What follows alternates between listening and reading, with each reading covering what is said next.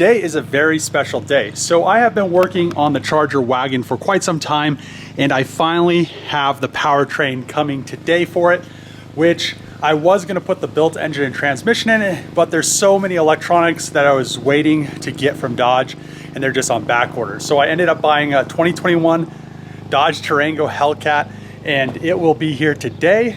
The plan is to rob all of the powertrain out of it, the engine, the transmission, front and rear diff, etc. But I'm also gonna be rebuilding the Durango. So it's not gonna just be a 100% parts car. It looks like it's a very light wreck anyway. And by the time that I am done building the Durango or fixing all the issues on the Durango, I should have the built engine, transmission, the new wiring harness, and everything else. Durango will be here in the next few hours, so we're gonna head over to the junkyard.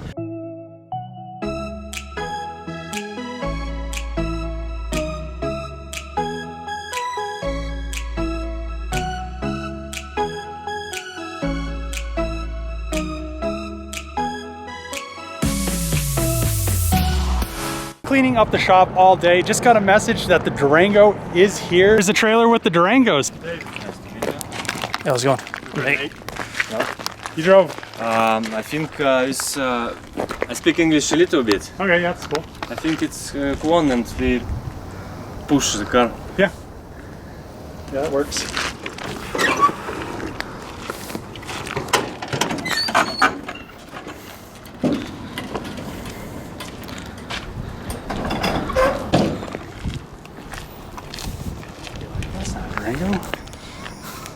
You got a CX-5.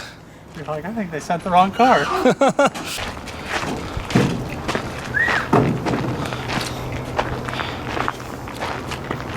It's good. I stopped axle. The shifter? Yes. I see YouTube. Yeah. And no, подлокотник, armrest. Oh, the armrest? Open, yes, and unlocked. Okay, yeah. Yeah, they're pretty easy to steal, so that's all you have to do to you just do that and have somebody push you. There's no steering lock. Trailers sound so sketchy. Oh, dude, car trailers are like the biggest pieces ever.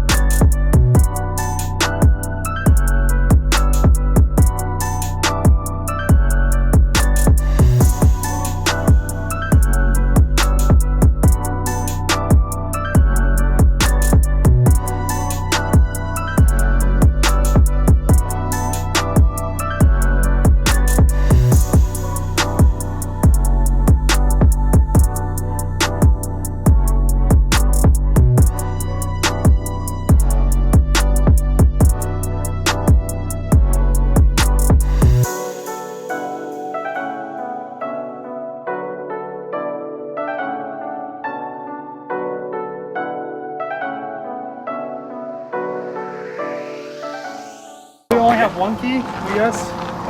Yes, only so. Never get the red key. All right, cool. I appreciate it. Thank you, guys. Thanks a lot. Hey, I'm gonna go get the Pathfinder. I'll be back. Just unloaded the Durango, and pretty much they wrapped it up from the elements, which was very nice, but it was really hard to see out of it. So what we're gonna do is Nate's gonna pull with his old Pathfinder. I'm glad this is still here. and we're gonna pull it down to the shop. It rolls pretty good. Looks like has some weird damage, but we'll kind of go into that in a little bit and get it on the lift, change the oil, go from there. Oh, it has a dent on the hood. I thought the hood was good. Oh man. Let's see. Woo! Hellcat. Kind of interested. Let's see. Why is there dog hair in here? Maybe they hit a deer. Yeah, that's what I was thinking. This looks like deer hair. I was thinking they hit a deer, is what I thought. Looks like they hit a deer here. It went and hit the windshield right here. Because that's exactly what this car did. Look at this. Yeah. It hit the windshield, and then like maybe they hit a guardrail. I don't know. Probably. Or maybe because they had to have done something. Is it leaking any oil? I mean, it's that's what I was looking for. Is the dipstick. Where's the dipstick at? Yeah, there's a lot of hair in here. They must have had a deer. Oh, look at that. It's on the other side. I think it's on the other side. Oh, empty. Uh-oh. It wasn't pushed in all the way. No, it was all the way in, I think. Oh, there's oil. Oh, thank God. Yeah, it wasn't pushed in all the way. That's it. Doesn't smell like dead deer, so. So we got Bambi Smasher number 2 here. We got Bambi Smasher number 1 right there. And I don't know, they must have like, I feel like they hit like something after they hit the deer. That has to be a deer. Because there's just so much hair. Look at this. Deer hair. That's here, I can find some deer hair over here. We got some Bambi hair right. Yeah. Oh, right there. Where? Right there on that bolt. Oh, focus. To your hand. Right. Up. Right there. Oh, yep. Oh, it's the same hair. Look at this Bambi Smasher too. We got a Bambi Smasher. That would have been a pretty big Bambi to do that. Hunt deer, save Hellcats. I was looking at this oil cooler and I was like, man, usually these are just destroyed, but this one looks pretty good. Yeah. So I feel like it'll start. The AC condensers. Well, there's Definitely screwed. There's many cores of crap in here, and they're all busted. So here's the little thing. I wonder why. I didn't even try to Start it? Well, I don't want to start it yet. Oh, see if it powers up. Yeah, the battery's dead.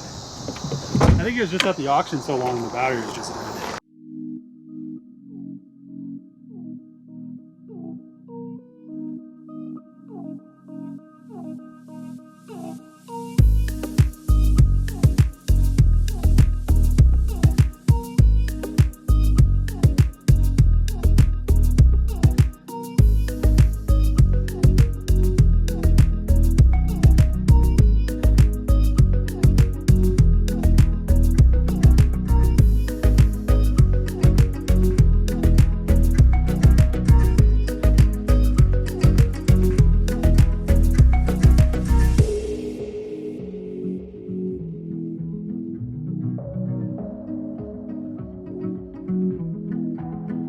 My friend Nate helped me pull the Durango into the shop, but he had to leave. So what I'm gonna do first, I'm gonna pull the front windshield because it's busted. Then I'm gonna clean the car.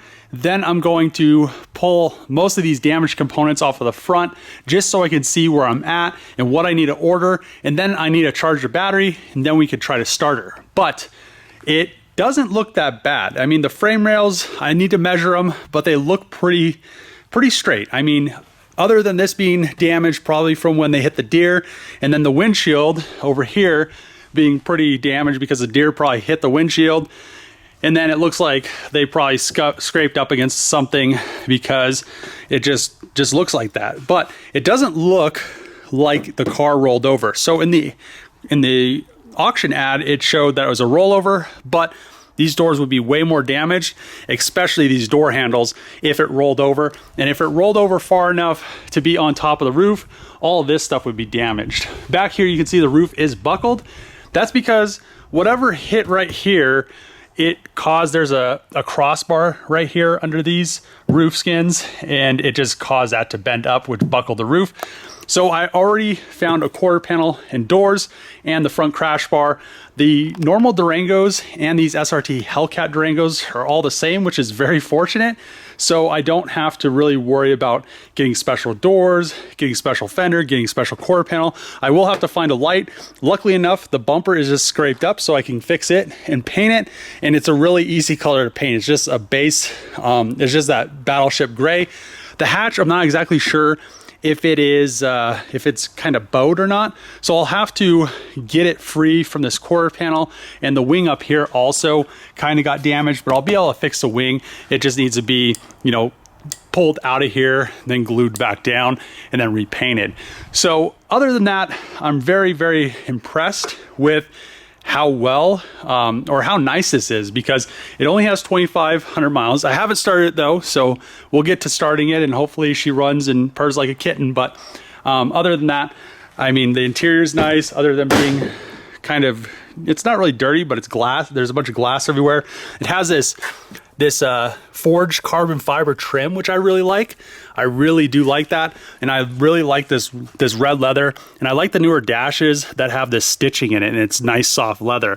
So let's get to work getting this thing pretty much ready to start, get it cleaned up. Also, I want to change the oil in it. So I got oil in a filter just because I had issues at the auction location, and I'm going to check quite a few things. I'll pull the intake off, move the throttle body, make sure nothing was put where it's not supposed to be, just because I'm kind of wary of what was going on and how the situation played out.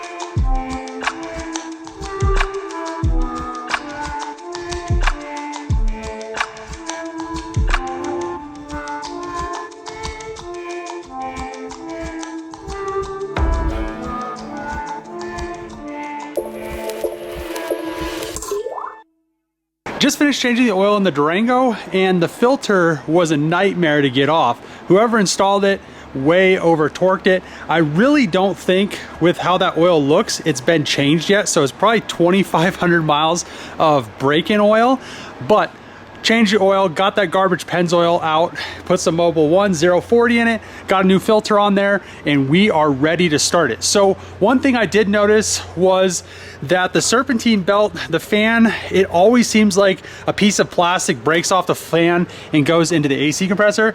On my Hellcat, the AC compressor actually was damaged because I couldn't get the piece of plastic out. So I had to get a new one, but the serpentine belt was off of it. I'm gonna have to get a new serpentine belt because this one is stretched, just because that piece of plastic pushed it off behind the AC compressor and it was just sitting there. So luckily enough that this thing wasn't started at the auction, because I'm guessing the battery died. I'm not exactly sure. I'm not exactly sure why it didn't show that it started, but we do have new oil in it. Another thing I wanted to do was get all of the broken components off of the car, just so I know what I need to order. And one thing that's a very, very big plus is the frame rails are undamaged, and also this upper rail is undamaged. So on the front, all I have to do is literally replace the coolers, replace this front crash bar, and all the plastic components, get a new fender. I already have 2 new doors, or not new doors, but used doors, and I have a new used quarter panel. In the back, I wasn't able to get it open just because I'm guessing this is pushed over and it's giving it a weird angle on it. So it won't let it electronically open because this latch is electronic latch. So it only unlatches it for a second, and it's not long enough for me to actually get enough force to pull on it. So probably gonna have to figure that out another day because I need to get this hatch off. I'm guessing that, I just noticed this tail light is bad. So I guess I don't really have to worry about that tail light too much now that I know that it's bad. But I'm guessing this hatch, it looks like it's kind of flexed, and I'm guessing that's another reason why it won't open. And then in here, you can see that electronic strut that opens it. When you hit the button, it auto opens. That broke off, and that's probably another reason that it is not opening, because that's wedged in there too. So what I might have to do, I tried unbolting the 2 bolts that hold the hatch down, but it won't let it come up enough to pop that lock. What I'm gonna have to do probably is maybe cut this hatch, like a big section out of it. I don't want to ruin the bumper, because even though the bumper is scuffed up, this bumper is still usable. So I can fix this bumper. I should be able to fix this flare right here. The front flare I might also be able to fix, so I should just need a fender. I'm glad the wiring for this mirror was still good. Too bad that they didn't throw the broken mirror in there, because that would have been a plus. Let's get the jumper cables hooked up to it with the battery and see if she'll start. Just re-engage the transmission. Now, let's see what we have going on here. Ooh, Durango SRT. Accept. Let's see. I want to go to run to see. Ooh, almost ooh, nope. I thought it was gonna be a full tank. A little bit above a quarter. We got maps.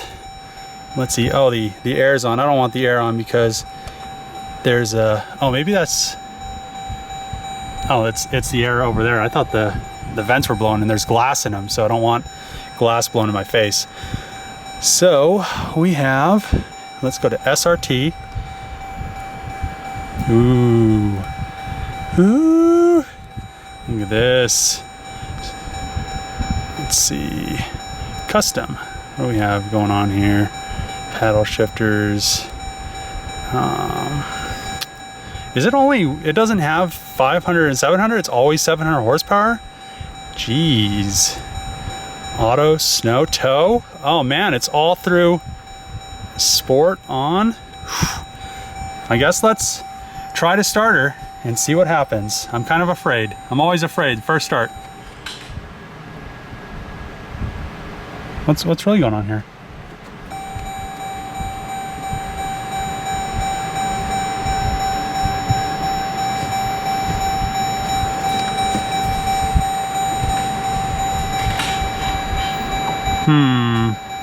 What's going on? Why won't she start?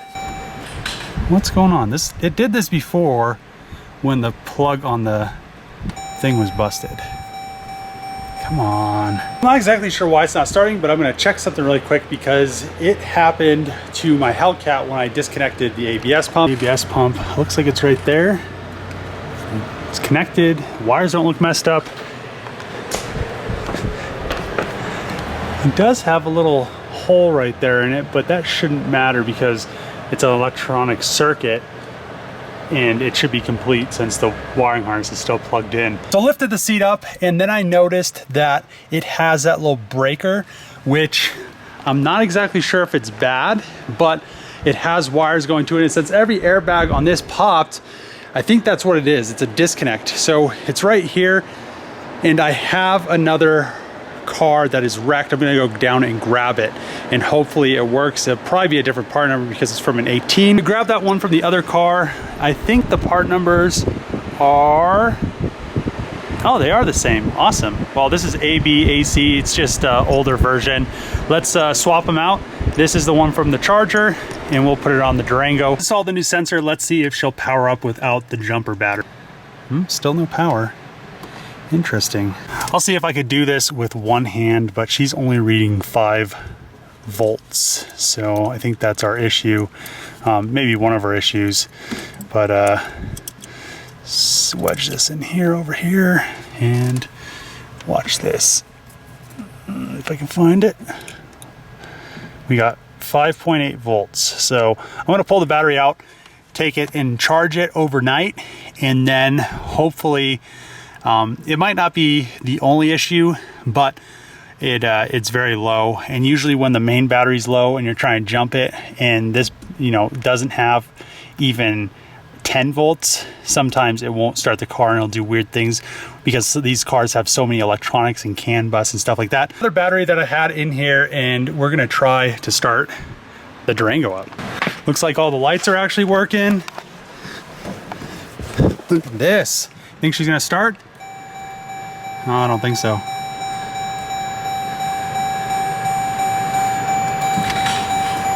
The brake pedal's so hard.